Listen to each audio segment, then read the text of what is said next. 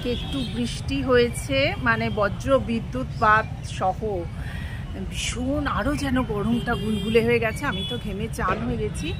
এই দেখো একটা জায়গায় নির্দিষ্ট দীপঙ্কর বলেছে এই জায়গাটায় তুমি দাঁড়াও, আমি আসছি। কিচ্ছু পেলাম না, না বড় বেগুন, না কলমি শাক, কিচ্ছু পেলাম না। মোটামুটি পটল ঢেঁড়স নিয়ে চলে এলাম। দীপঙ্কর মাছ আনতে গেছে। এখানে দাঁড়িয়ে আছি, সেই শোরুমটায় লেখা দেখো super fast wifi now in your area. দেবার বেলায় কানেকশনের বেলায় 0। দীপঙ্কর আসছে, অনেক কিছু কিনেছে মনে হয়, পেঁপে টেফে, হাতে বোধহয় কলমি শাক পেয়েছে। কলমি শাক পেয়েছো? ও পেয়েছে গো ওখানে। এখন কাঁচা পেঁপেও পেয়েছো? বাও, এই দেখো কাঁচা পেঁপে, বেগুন যা সব পেয়েছে। চলো বাড়ি গিয়ে কথা হবে। তাই স্যানিটাইজার আমাদের পিছু ছাড়ছে না। এই বাজার করে এলুম, আবার স্যানিটাইজ করলাম।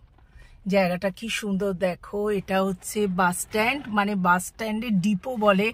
এখানে বাস এখন নেই। হ্যাঁ, লাল লাল বাসগুলো থাকে গভর্নমেন্টের, না? হ্যাঁ, গভর্নমেন্টের, স্টেট গভর্নমেন্টের বাসগুলো। আর কালকে যেহেতু একটু বৃষ্টি হয়েছে রাত্রিরে, আজকে মেঘ দেখো আরো গুমোট। জায়গাটা খুব সুন্দর। চশমাটা খুলে ফেলেছি, একদম ঘামগুলো চোখের ভেতর পড়ছিল তো। এখন একটু এসিতে এবার চশমাটা পরে নি, কারণ এই ডাইরেক্ট এসি লাগলে না আমার চোখটা কুটকুট করে জানো। আর চোখটা একটু যেন জল পড়ে, বেশি কুটকুট করে। তাই জন্য আমাকে চশমা পরতেই হয়, নাহলে চশমা পরার আমার কোনো কারণ নেই রাস্তার মধ্যে আর কি। আমার এমনি বই পড়া বা টিভি দেখা এসবের জন্য আমার চশমাটা দরকার, কিন্তু বাইরে পড়ি কোথায় ধুলো টুলো হাওয়া লাগে তো আমার চোখে ভীষণ এফেক্ট হয়। ছোট একেই ছোট চোখ, তার উপর আবার ছোট ছোট চোখ হয়ে যায়। ओ 50 से 60 हो गया।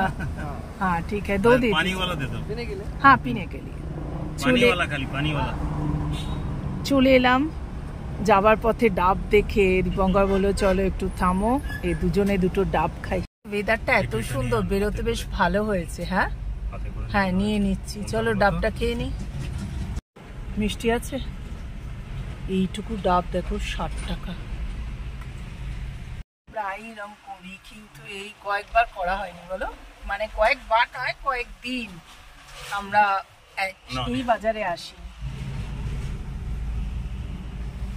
ওয়াও, আমার ডাব এসে গেছে। চলো খেয়ে নিই। জল আছে অনেকটা, মিষ্টি খুব সুন্দর। হ্যাঁ মিষ্টি। আমাদের ডাব খাওয়া। এখন বাড়ি যাই, কি রান্না করতে হবে, তো গিয়ে তোমাদের দেখাচ্ছি কি কি সবজি কিনলাম। বাড়িতে এসে একটু ফ্রেশ হয়ে তোমাদের দেখাচ্ছি যে এই জিনিসগুলো এনেছি বাজার থেকে।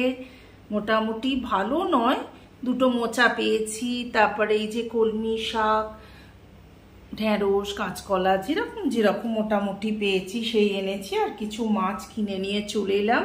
কিচ্ছু পাওয়া যায় না গো এখানে বর্ষাকাল পড়লেই। কাঁঠালি কলা মোটামুটি। এসে তাড়াতাড়ি দেখো চিকেন ছিল, ম্যারিনেট করে রেখে গেছিলাম, তাড়াতাড়ি চিকেনটা চাপিয়ে দিয়েছি।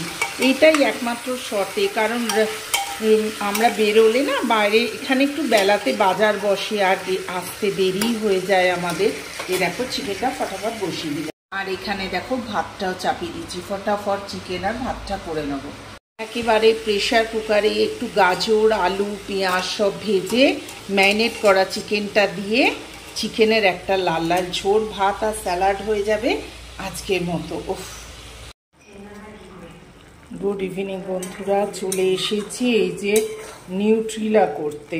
দীপঙ্কর একদম ভালোবাসে না নিউট্রিলা খেতে, কিন্তু কি রান্না করব বলো তো, সব রোজ রোজ সেই পটলের। তাই জন্য আজকে বানিয়ে ফেললাম এই যে আদা রসুন বাটা দিয়ে, একদম পেঁয়াজ থকথকে করে নিউট্রিলা হয়ে গেল। এখানে অ্যাড চলছে আর রান্না করতে করতে চিরসখা দেখছি জানো। আর দীপঙ্কর তো ঘরে গিয়ে একটু শুয়েছে, রুটিটা করতে বাকি আছে। ডিনারটা শেয়ার করলাম না, ওই নিউট্রিলা তরকারি, রুটি, স্যালাড, যেমন শসা কাটা হয়। আর দীপঙ্কর মিষ্টি এনেছে, মিষ্টির ভেতর ক্ষীরে, মানে রসগোল্লার ভেতর ক্ষীর দিয়ে আর কি। যাই হোক, এখানে পাজা ওইটা এনেছে। এই হচ্ছে আজকে আমাদের ডিনার। তাহলে ব্লগটা আজকে এই পর্যন্তই রাখছি। ভালো লাগলে do like share and subscribe my channel. অনেক অনেক করে সাবস্ক্রাইব করবেন। চলো, গুড নাইট, টাটা। আবার নেক্সট ব্লগে দেখা হচ্ছে কাবেরী জীবন কথাতে।